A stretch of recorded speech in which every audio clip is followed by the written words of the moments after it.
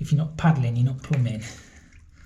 Nobody's ever going to see it anyway, but it still needs, you know, it needs to be to a standard. Might be a low standard, but it'll be to a standard. Right, I'm back on this job today. This was the one where I chopped the drain across the floor ages ago now. But what I've got is the dock end pack. I've got to get first fix for. But to be fair, the basin can actually go on the wall, but obviously the toilet can't go in yet. So yeah, toilet there, 500 from the wall. We've got a water heater, a little unvented one, just a 10 litre going above. Obviously there'll be an access panel. We've got expansion vessel, PRV and stuff to put in there. Our cold water comes in here. We'll have to put a double check valve, drain off, go along, and the basin needs to fit between 140 and 160 in front of the toilet. So what I normally do for the start is just get the toilet in position. Obviously I'm not going to screw it down, and then we can work out where the basin's going. Get the basin on the wall, and then we'll just start putting some copper pipework in. So it shouldn't be too bad today. Obviously we've got a little bit of a blank canvas. We just need to do it to regulations. So yeah, I know it's dark, cold, damp and horrible, but we're all right. We'll just keep plodding along. And then obviously once we've got our first fix, we'll come back, you know, when they've got the flooring done to get the toilet in. But yeah, just need to get the pipework in today and we should be all right. I've just sat the cistern on the toilet. I know we've not got it the right distance from the wall across, but I just wanted it this way. They normally come out at 750. So yeah, it is going to come out at 750. So the basin needs to be 160 in front of that, between 140 and 160. All a dock end pack is, dock end is a building regulation. It's got all the measurements and stuff in for disabled toilet access. So this is obviously a comfort height pan, and obviously the basin will be lower so you can reach it when you sat on the toilet. And obviously we've got to put a blender or a thermostatic tap in. That's all it is. So your toilet needs to sit 500 and then basin 140, 160 in front, and we'll get that done first. I've just spent the last probably half an hour carrying my stuff all the way to the van, unloaded it all. Just literally got my tape measure out to start measuring up. They want me to go to another job now, so I've got to spend the next half an hour loading the van back up with all my stuff to go to a job, to come all the way back. But what can you do? It's so frustrating. It is literally impossible, this job sometimes. They don't realise what straight, because there's no parking on a high street. You've had to carry all the stuff, you know, you get everything set up, you get everything in for the day, and then literally they wait until, what, 8:30? They know I've come to the job and they bring it through. So that's my office. They didn't ring me half an hour ago before I was getting the van unloaded. No, they'll wait for you to get everything unloaded and then tell you you've got to go to a job. I'm not complaining, I'm just wore out. It's this one again. I actually came to this, I think I know where the leak is. It's actually leaking underneath that floor, but I valved it off and somebody's been in and opened the valves back up. I valved this off the other week because it's leaking underneath there's a toilet on the other side, that's where it's leaking. But this won't be why the boiler's locked out, that'll be a separate issue. If anybody remembers this job. Let's reset that thing. I'll reset that. Yeah, I'm coming next week anyway to take the floor up and have a look, because I've got a lovely hot spot on the other side. It's been added on and it's leaking. I'm sure it is. I'm sure it is. But these boilers ain't got a low pressure switch on. So I think this is burner lockout. Burner lockout. So it's nothing to do with the pressure issue. So I'll have to have a look at that. I mean, this will probably relight, but it's probably going to be solenoid coil. It's not very old. I'll just whip the burner out and have a look. This will go. This will light. Yeah, it's gone. See, it's not interlocked in though. So when that goes out, it's not tripping the boiler. It's a separate issue. It smells horrible. I know you can't smell it, but you can smell an oil boiler. I'll whip it out and have a look at what it's burning like. Let's disconnect that. We'll have the burner out. Don't know what that is. See how bad the photo cell is. Don't smell very good. It's quite clean actually. I just whipped the burner out. I mean, it may have just been a random lockout.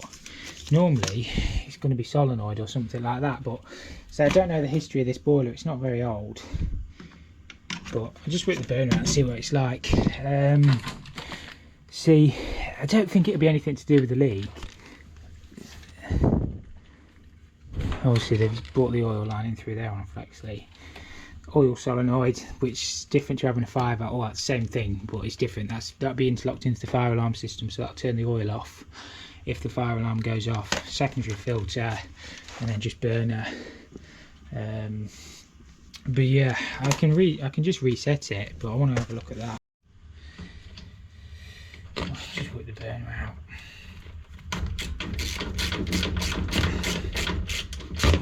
So it may have just been a random lockout.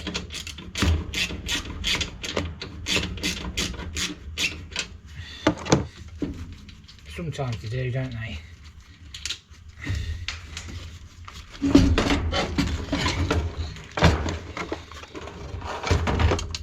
Oh, it's a little bit sooty. It's a little bit sooty. What I'll do is I'll probably just clean this out. It's not the worst I've ever seen by a long stretch. There is a little bit of unburnt oil on the blast tube, which obviously it's not quite sparking every time. It's not flooded though, but it has been struggling to light. A little bit of soot, but yeah, I just cleaned them electrodes up, I think. What's it like inside? Probably can't see. Probably should have gloves on. Yeah, it's been burning fairly clean. I'm not overly worried.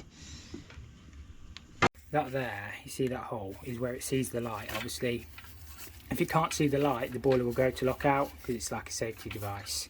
Well, it is a safety device. So there's quite a lot of carbon build up around that, so it may well have been that you're not seeing the light. I don't actually service these boilers or look after them, but obviously I can just report what I find.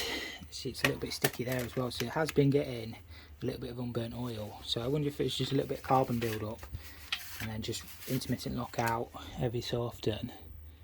So yeah, we've cleaned all that up. Ideally I would change the nozzle, but I haven't got one. But I'm coming back next week to obviously have a look at the pressure issue, so I can just report back. That'll work now. I'm confident it will work. So I just put the blast tube back together, and yeah, I'm sure it'll be fine. Plug the burner back in, and yeah, boiler should light. So I'd say it was probably just that carbon deposits on the end of the blast tube. Say if the photo cell, if it can't see the light, the boiler will go to lockout. So effectively what you're doing is that.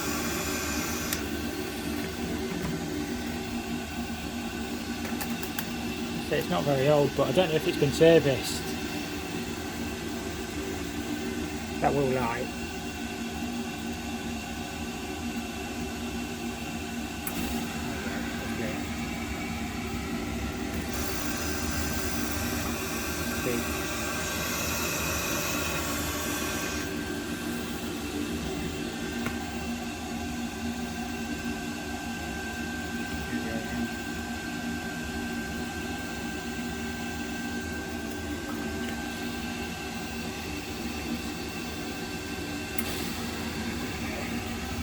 If the boiler had ran out of water, it would pop these out. These are like your overheat stats.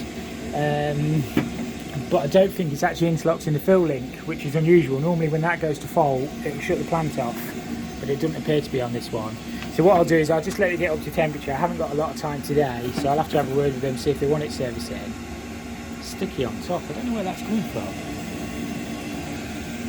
It might just be a bit of condensation. It's unusual though. A bit sticky. Look at the condensation. What's the condensation looking like? Yeah, it's due a service. It's due a service.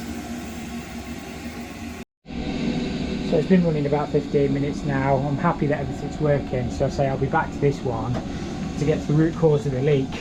But the system's been tagged on in copper. So them lever valves there, I isolated it, but somebody's opened them back up.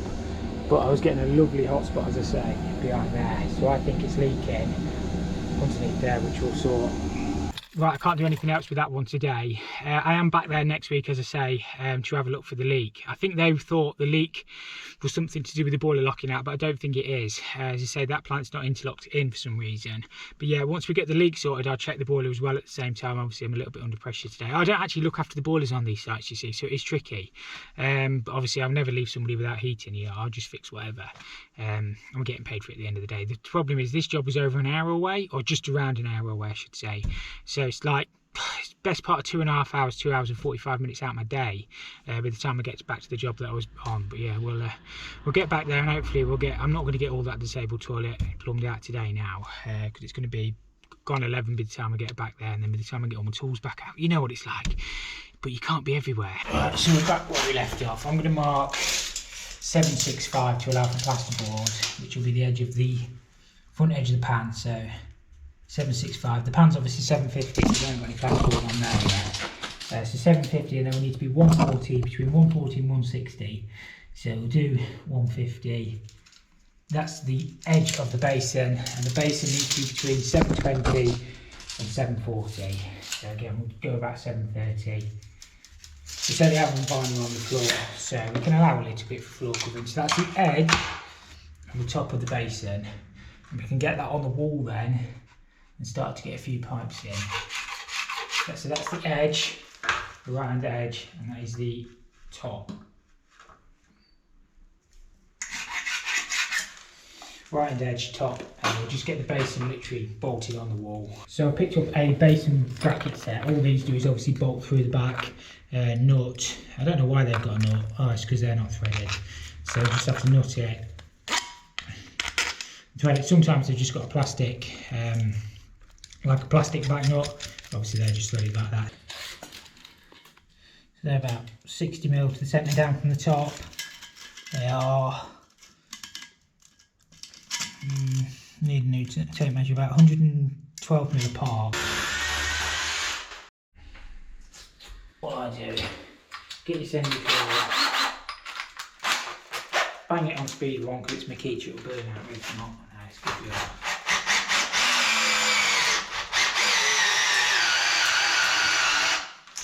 I'll just widen them buggers in.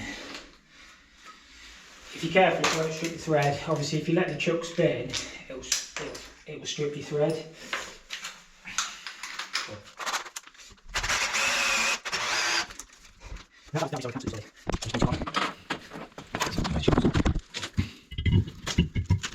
So, we'll be cutting first, then that one, and just that knot.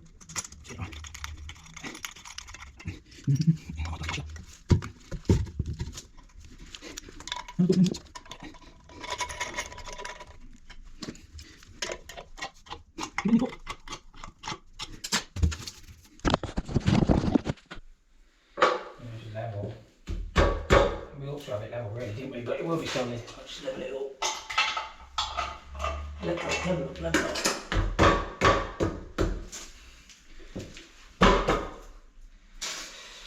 Sometimes these basins are poorly cast.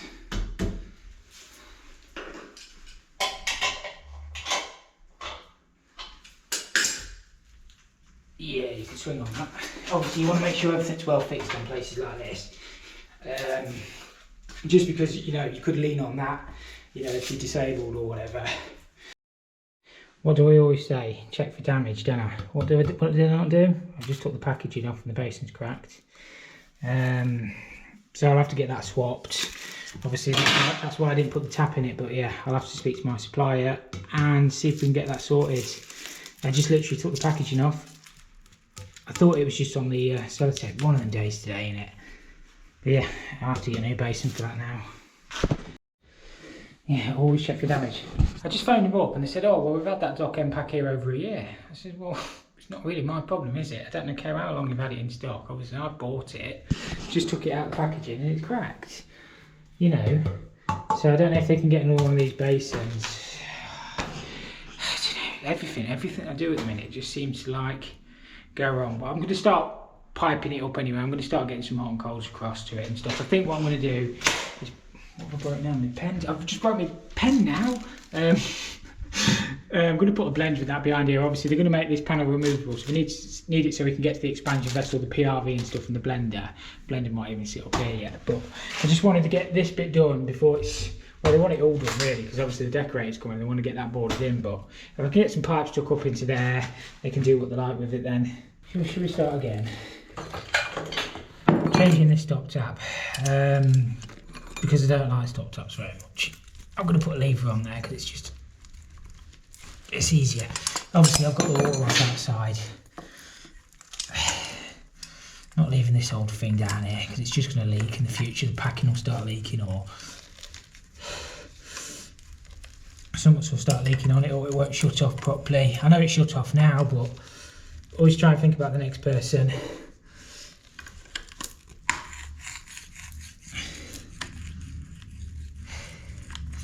Do one thing at a time.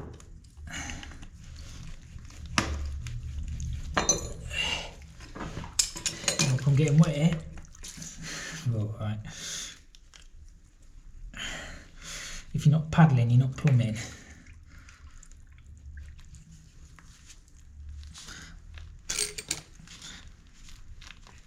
Oh, blimey, that's a good one.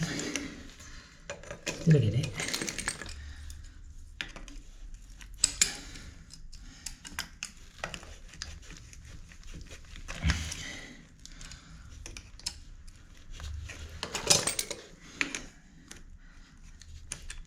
Proper brass olive, isn't it? Proper old school one.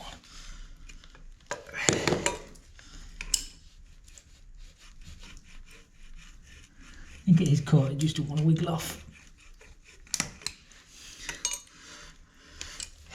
Let's get some control of the job. Copper feels okay, so I'm just using a lever. You can use levers on mains. It's 1/2 inch copper, that is, that's why it's tight. But 1/2 inch and 15mm are virtually the same.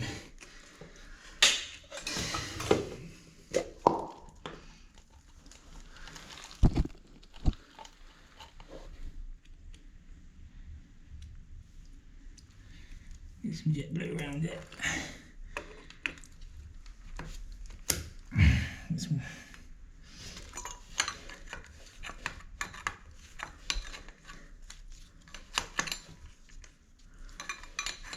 get the job sorted out. Oh, we're knee now. Right.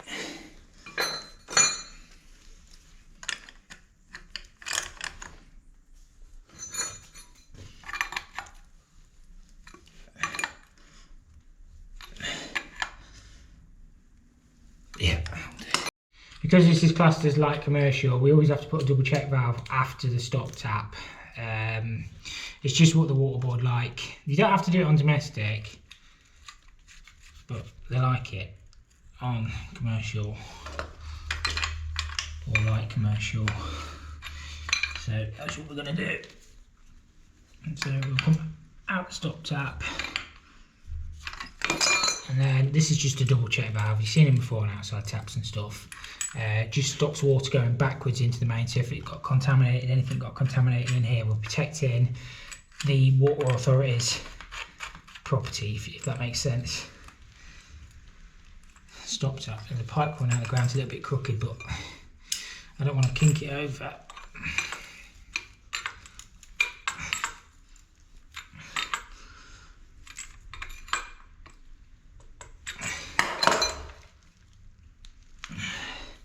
And then what we'll have to do is pop a T off there somewhere to come along for the cold pipe work.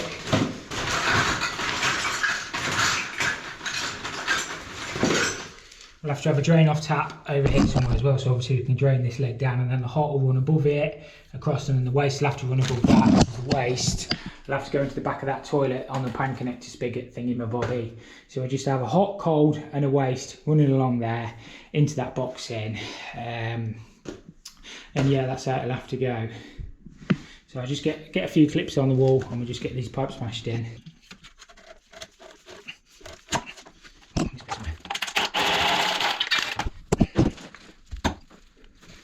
I'll do it further.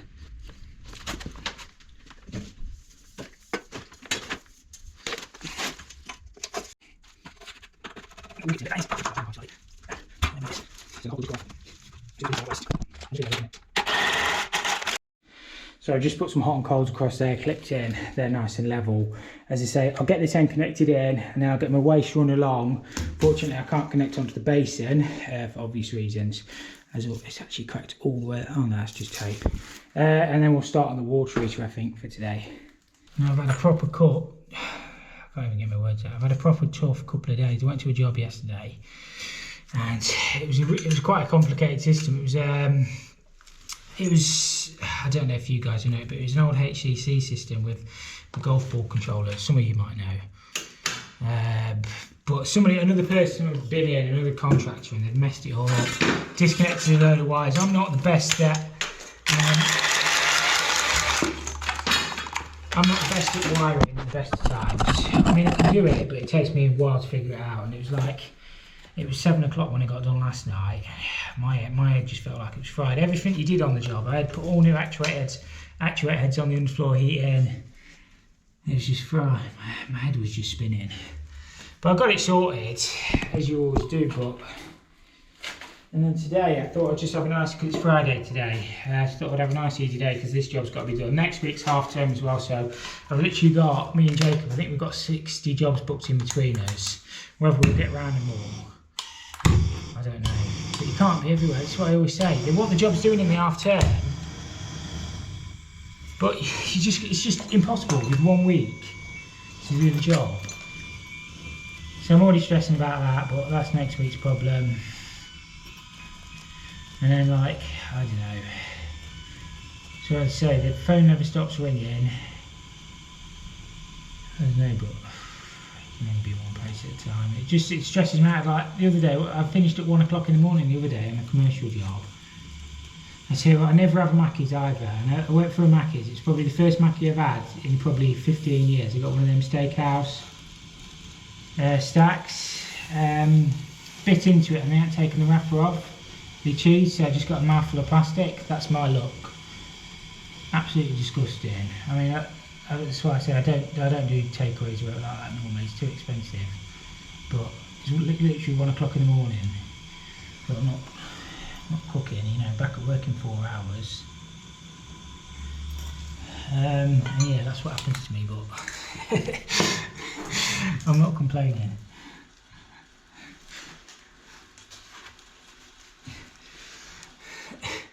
I tell you what, it never rains, but it pours. Obviously, I soldered that up out of position a little bit so I don't melt my double check. And yeah, I did flux over the top of it, and no, I don't care.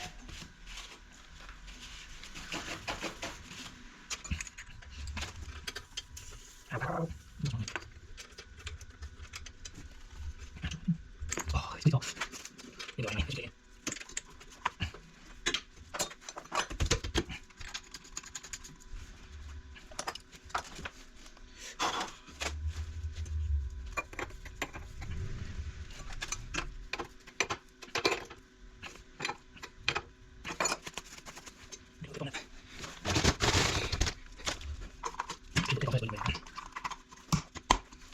Obviously what I'll do here is just pop a service valve and then it will just flexi across, but we need a drain off tap on the hot as well, just because it's the low point, it's a water reg.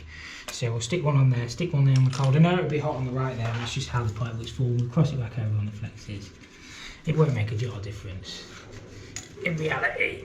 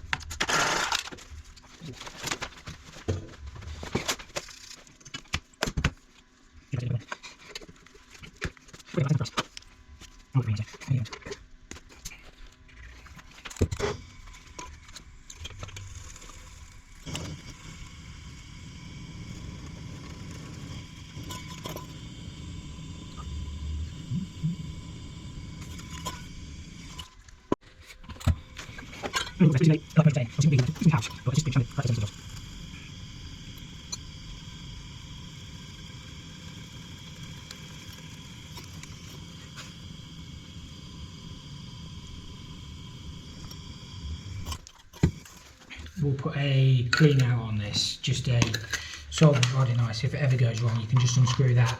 We've got half a chapter one blocking the waste part. I mean, you can disconnect it on the trap as well. It's only like, what, 1.5 meters run.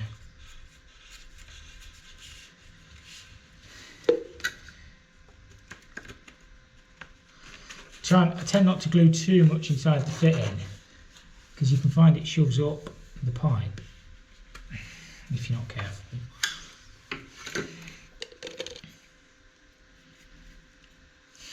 I mean, if it's like under a floor cement, so I'm not going to lie, I do normally put a bit more glue on than that. But it should be alright. Give it the secret twist as you put it in. And then all I'll do is just run the clips through and it'll look alright.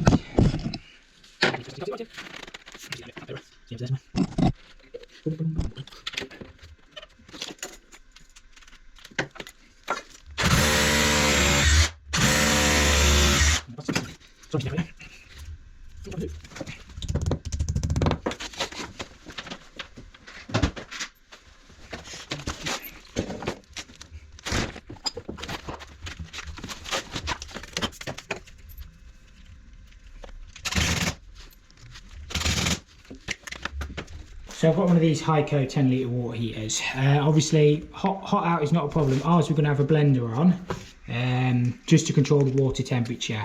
But our cold in, what we're going to do is we're going to come in, we're going to put a service valve, then we're going to put our tea to the blender. If we put our tea to the blender after that check valve, what will happen is you'll get warm water into the cold side of the blender.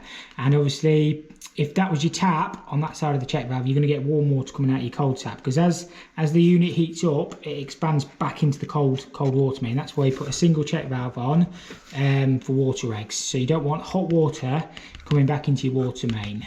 Single check valve's fine for fluid category 2. We're going to put an expansion vessel on. Just so as that heats up, it expands into the vessel, and we're going to put a 6-bar PRV and a tundish on. So we do it as per manufacturer's instructions. So blender that side with its own isolator, so we can do a DFT test and then just pipe it up as per that. So check valve, expansion vessel, 6-bar PRV into the unit, out for the hot, and then into the blender. So it's literally just a case of that. My water heater's going on there. I might shove it to the right a little bit. Yeah, it'll be fine. And I want to just get it all within that access there, so we'll have the blender above, so it's nice and easy to get to.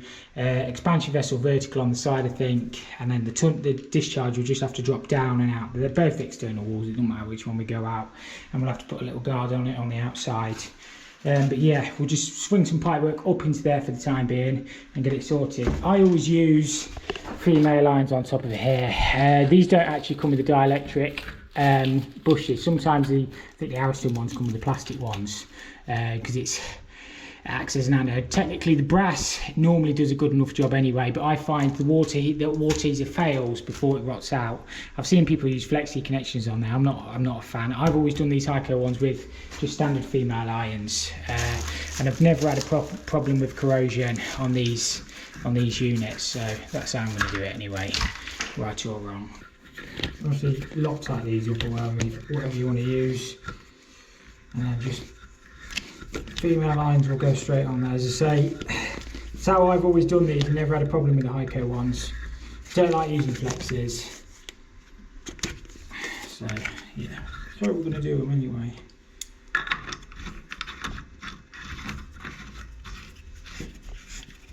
So I've just made myself some pipework up. Obviously it's going to be the tea for the toilet, but it will need to come out with this Rotenberg gas lamp or light. There you go. That tea will stub out for the toilet, cold feed, and obviously there'll be a separate isolator somewhere near the camera when we come to do that. But these are just the ones going up for the water heater.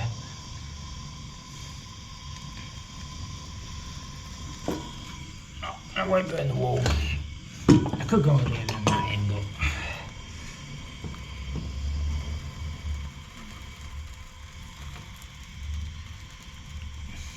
nobody's ever going to see it anyway, but it still needs, you know, needs to be to a standard.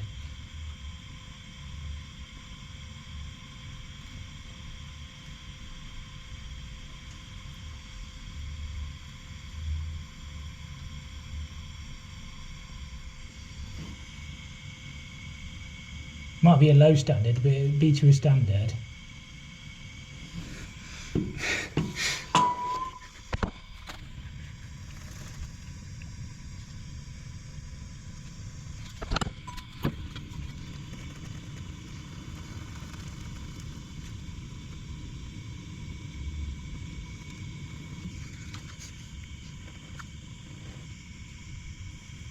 So this is just a single check valve suitable for fluid category 2. You get them on unvented cylinders inside the combination valve or composite valve. So that'll go on there. So no warm water coming out the unit can expand into our water main. We've put a separate isolator on, that's going to be for our blended supply. So our blended supply won't get warm water in. You do see it sometimes where people put a T after the single check valve for the taps and stuff, and it means you're just getting warm water out your taps, which means you'll have to run the tap longer to get cold water, so it's a waste of water, so it's against water regs as well. So yeah, just make sure you get it right, because you do see many that are wrong. So this is our expansion vessel. This is just a 2 litre one for the size of the water heater.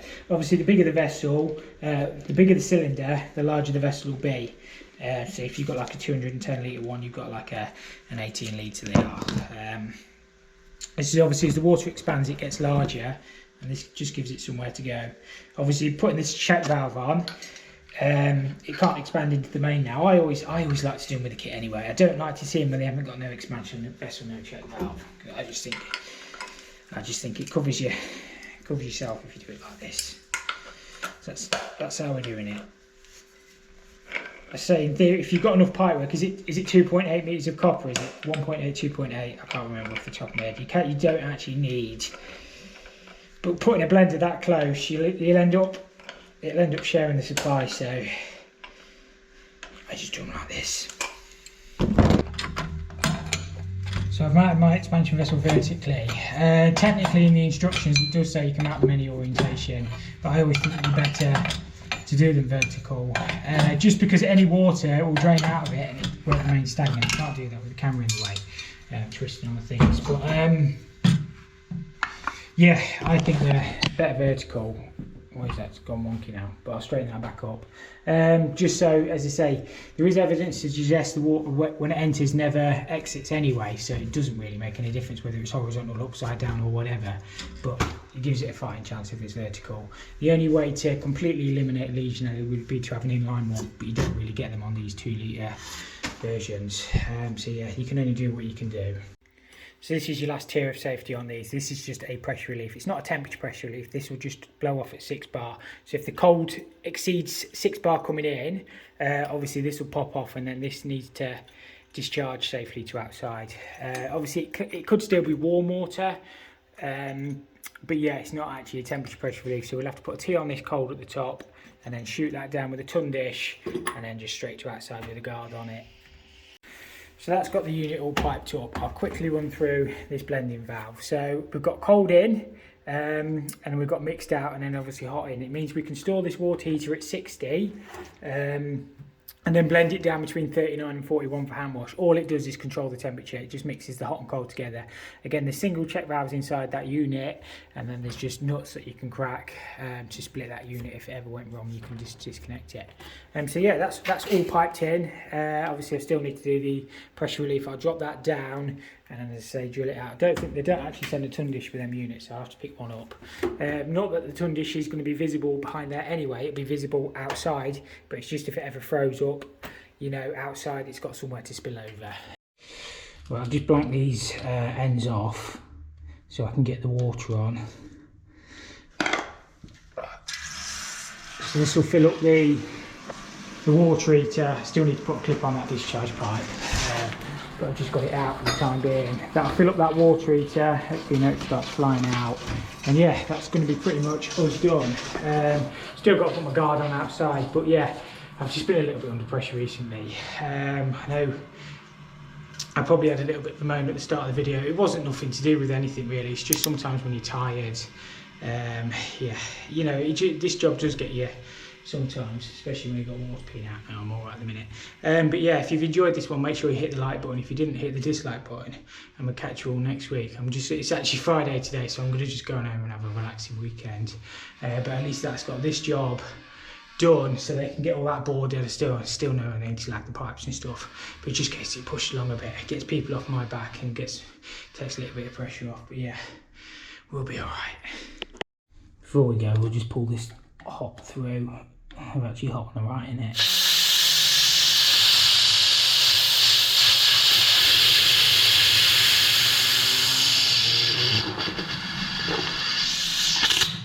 There we go. Beautiful.